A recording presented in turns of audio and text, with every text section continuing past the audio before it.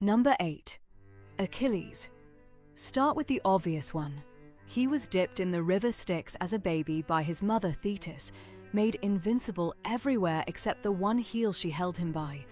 Raised by the centaur Chiron on raw meat and impossible training, he grew into something less like a soldier and more like a natural disaster. A prophecy said he could live a long, quiet life and be forgotten, or die young in Troy and be remembered forever.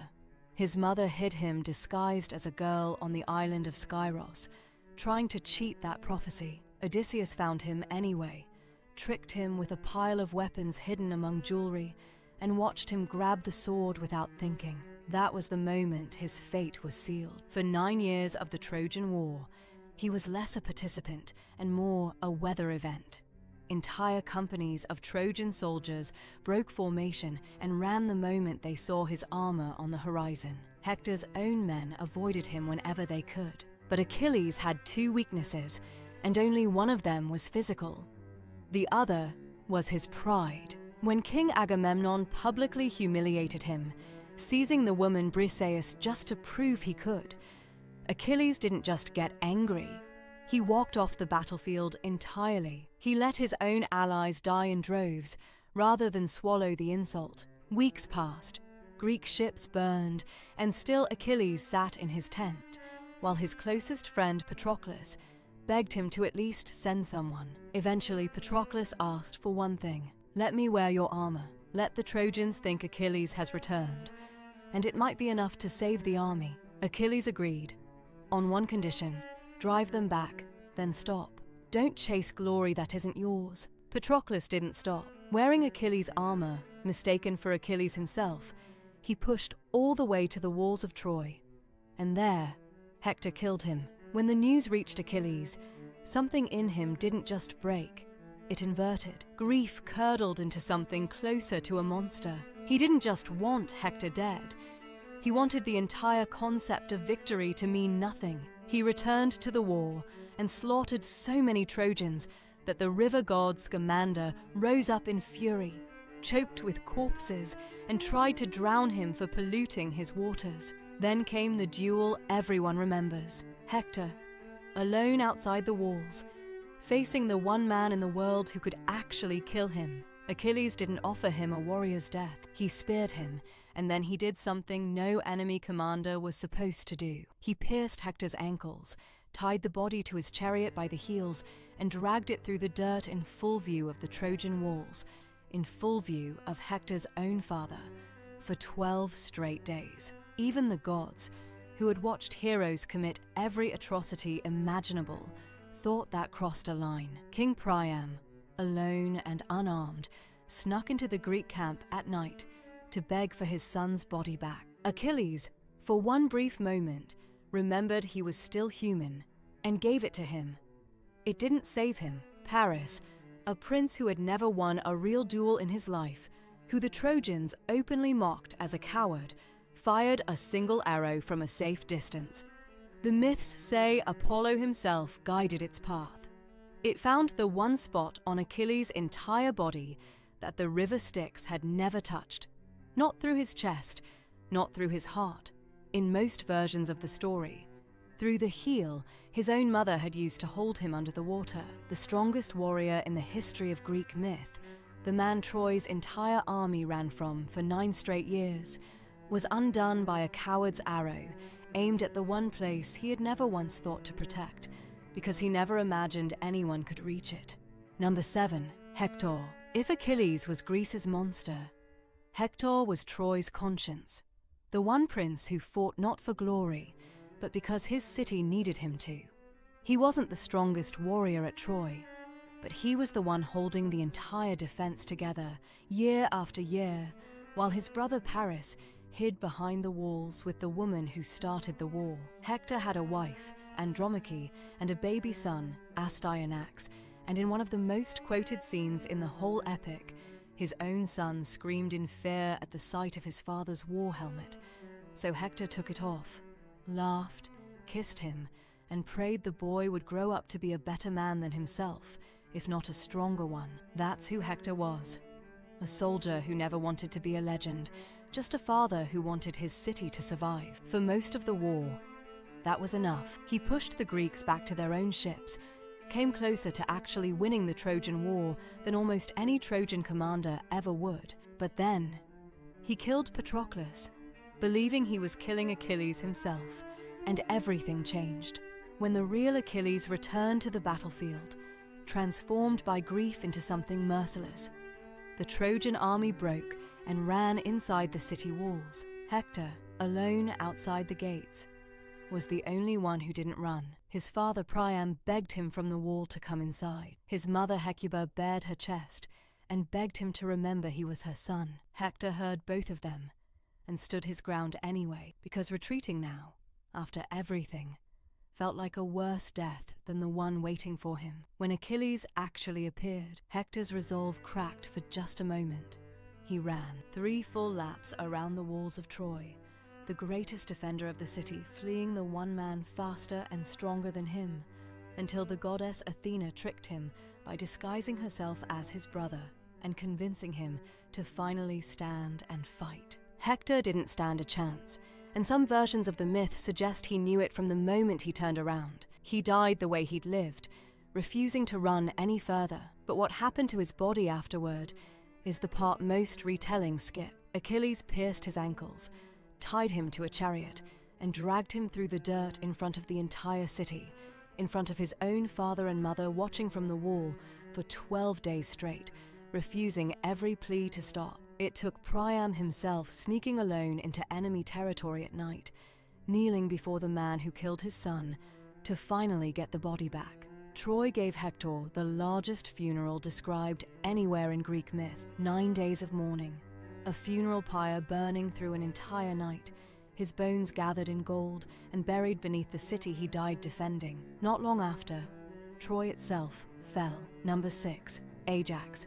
He was, by every account, the second strongest warrior at Troy behind Achilles himself. Built like a walking fortress, carrying a tower shield large enough to cover 2 men, he held the Greek line single-handedly during their worst days of the war, once dueling Hector to a draw and earning the Trojan prince's own respect. When Achilles finally died, killed by Paris's arrow, there was one obvious question left standing over his corpse: who inherits his legendary armor, forged by the god Hephaestus himself? Ajax assumed it would be him. He'd earned it in blood, carrying Achilles' body off the battlefield under fire while Odysseus fought off the Trojans from a distance. But the Greek leaders put it to a vote, and cunning won over strength. Odysseus, the master strategist, won the armor through clever argument rather than raw combat. For a man whose entire identity was built on being the strongest, unbeatable, second only to a demigod, losing to a man known mainly for trickery wasn't just a defeat, it was an erasure. Ajax couldn't process it. Shame curdled into rage, and rage curdled into a plan: sneak into the Greek camp at night and murder the commanders who had humiliated him, Agamemnon and Odysseus at the top of the list. But the goddess Athena, protecting her favorite, Odysseus, struck Ajax with temporary madness before he could act. In his delusion, Ajax slaughtered an entire herd of cattle and sheep, believing with total conviction that he was butchering his enemies one by one.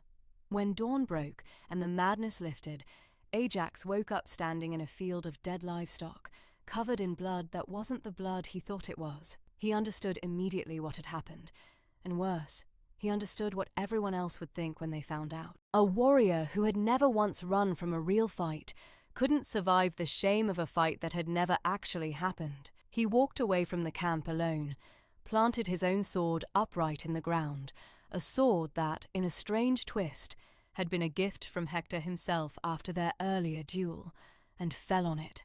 The Greek army that had once stood shoulder to shoulder with him argued for days over whether a death like that even deserved a proper funeral. Number 5, Agamemnon. He was king of kings, commander of the largest army Greece had ever assembled to sail against Troy. But before a single ship could leave the harbor, the winds died completely, and a prophet declared the goddess Artemis was furious, demanding the one price that could satisfy her. Agamemnon sent for his own daughter, Iphigenia, under the pretense of marrying her to Achilles, and sacrificed her on the altar to buy favorable winds for his war.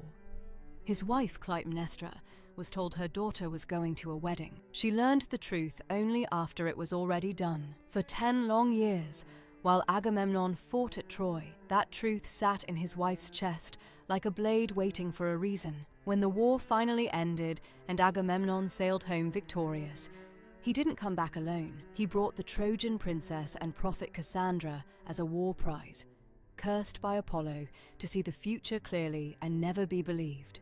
Cassandra saw exactly what was waiting for them both and told anyone who would listen. Nobody listened, because nobody ever believed her. Agamemnon returned to Mycenae to what looked like a hero's welcome.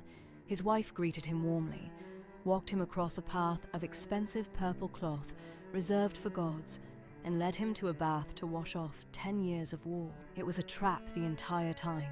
While he bathed, Clytemnestra and her lover Aegisthus threw a net over him so he couldn't raise his arms to defend himself, and killed him where he stood. Some versions say with an axe, others with a sword thrust through the tangled net. Cassandra, still trying to warn everyone right up to her own death, was murdered alongside him. The king who commanded the greatest army in Greek history never even got the chance to fight for his own life. Years later, his son Orestes returned to avenge him, killing his own mother in turn, setting off a curse on the family line that mythology would spend generations trying to resolve. Number 4, Bellerophon. He started as a nobody, a young man exiled from his home city for an accidental killing, sent to a foreign king's court to be quietly disposed of. Instead, with the goddess Athena's help, he tamed Pegasus, the divine winged horse, using a golden bridle she gave him in a dream. From the back of that horse, Bellerophon killed the Chimera, a monster breathing fire with a lion's head, a goat's body and a serpent's tail, a creature no army had been able to touch. He went on to defeat entire tribes of raiders and warrior women single-handedly, until the king who tried to have him killed instead gave him half his kingdom and his daughter's hand in marriage. Bellerophon had gone from exile to living legend in what felt like a season. And that's exactly where the story turns. Success convinced him he belonged somewhere he didn't. If he could kill monsters no God-fearing man could touch, if he could fly higher and fight harder than anyone alive, why shouldn't he ride Pegasus straight up to Mount Olympus and take his place among the gods themselves? Mortals were never meant to set foot there, a line even the greatest heroes were expected to respect. Bellerophon ignored it, and Zeus noticed. Rather than strike him down directly, Zeus sent a single gadfly to sting Pegasus mid-flight. The horse reared in pain, high above the clouds, and threw its rider.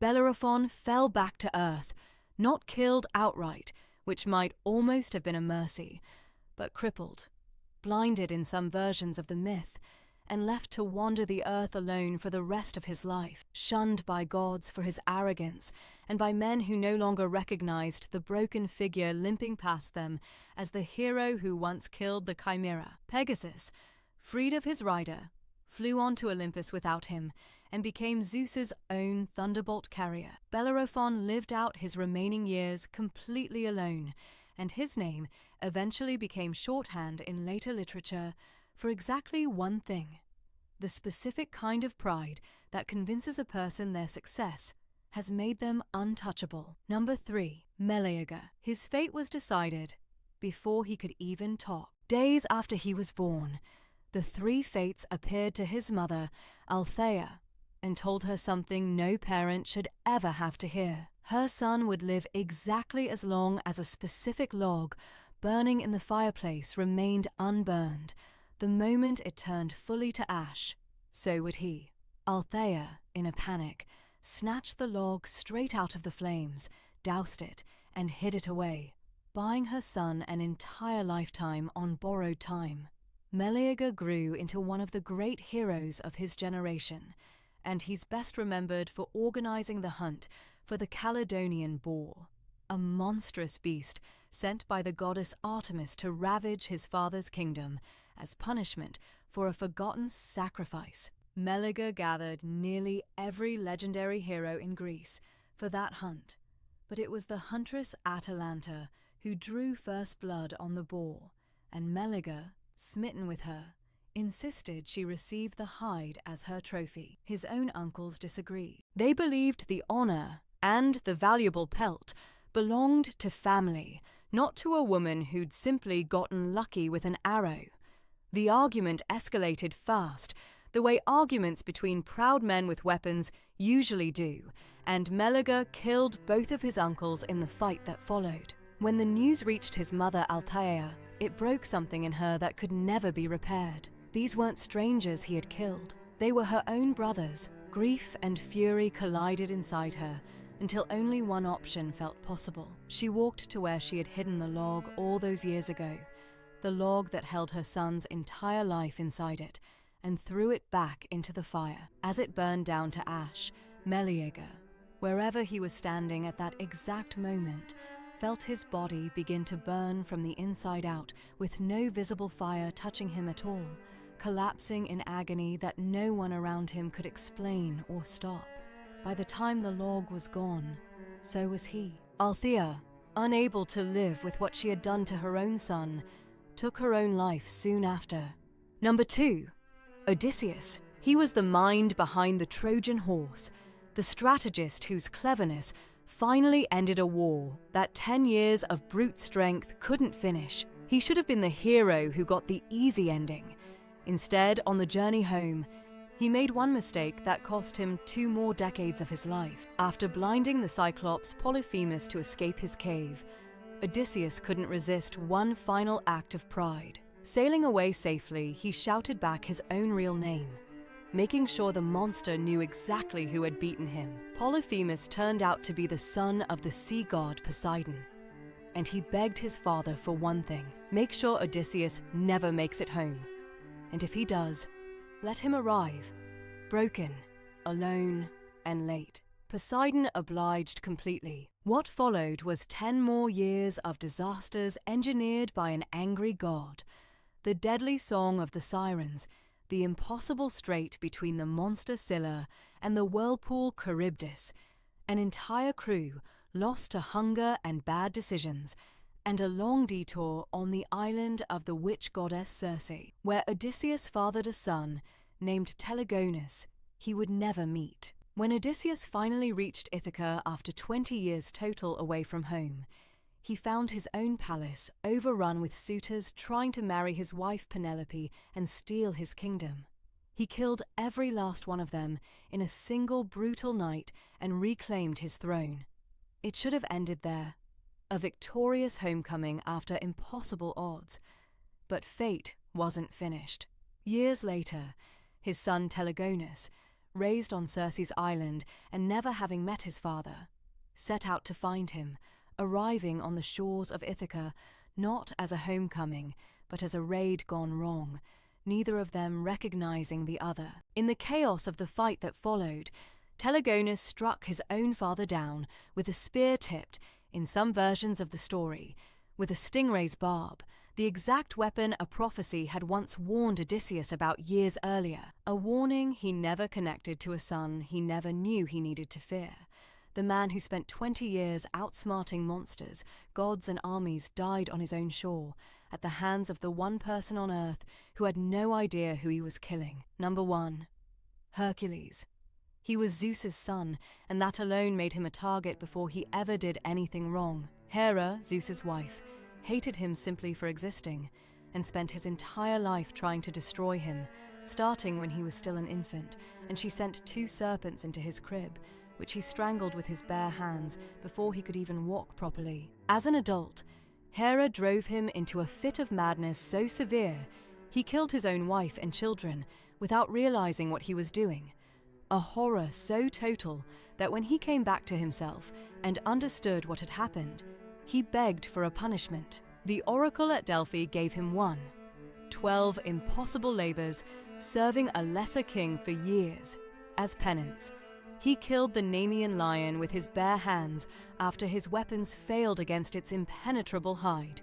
He cut down the multi-headed Hydra, a beast that grew 2 new heads for every one severed. solving the puzzle by cauterizing each stump before it could regrow. He cleaned the Argean stables in a single day by rerouting an entire river. 12 labors, 12 impossible tasks, completed one after another, until his name became genuinely synonymous with the word impossible. He should have earned peace after that. Instead, years later, he married Deianira, and during their travels, a centaur named Nessus tried to assault her while ferrying her across a river. Hercules killed him with a poisoned arrow from a distance, and Nessus, dying, told Deianira one final lie disguised as a gift. "Soak a shirt in my blood," he said, "and if your husband's love ever fades, this shirt will bring it back." She kept that blood for years. When Hercules later brought home a captured princess named Iole, Deianira, afraid of losing him, remembered the centaur's gift and soaked a shirt in the old poisoned blood, sending it to her husband as a token of love. The moment Hercules put it on, the poison, actually a toxic mix from the Hydra's own blood, since Hercules had used Hydra venom on the arrow that killed Nessus, activated against his skin and fused to it completely. No strength on earth could tear it off without tearing his flesh away with it. The man who had survived 12 labors designed specifically to kill him was undone by a piece of clothing given out of love and jealousy. In agony beyond anything the labors had ever demanded of him, Hercules built his own funeral pyre on Mount Oeta and asked to be set alight, choosing to die on his own terms rather than let the poison finish the job slowly. As the flames consumed his mortal body, Zeus, watching from Olympus, finally intervened, not to save the body, but to lift what remained of his son up to Olympus itself, granting him true godhood at the exact moment his human life ended. Of every hero on this list, Hercules is the only one whose death wasn't really an ending at all. Look back at every name on this list. Achilles, undone by pride. Hector, undone by pride of a different kind, the refusal to abandon his post. Ajax, undone by shame. Agamemnon, undone by the exact cruelty he was willing to inflict on his own family. Bellerophon, undone by ambition that outgrew what he was owed. Meleager, undone by a rage he couldn't take back once his mother learned the truth. Odysseus, undone by the one boast he couldn't resist making. And Hercules, the only one of them who turned his ending into a beginning. Not one of them died to a monster worthy of their legend. They died to the one thing even a demigod couldn't outfight: themselves. That's not an accident, and it's not a coincidence repeated 8 separate times. That's the entire point of Greek mythology. Glory was never free. Every ounce of it was borrowed against a debt the gods always, eventually, collected in full. If you had to survive one of these deaths, which one would you pick? Because I promise you, none of them are good. Drop your answer below. I read every single one. And if you want the next video to cover the monsters that killed some of these heroes in the first place, hit subscribe, because that one's already in the works.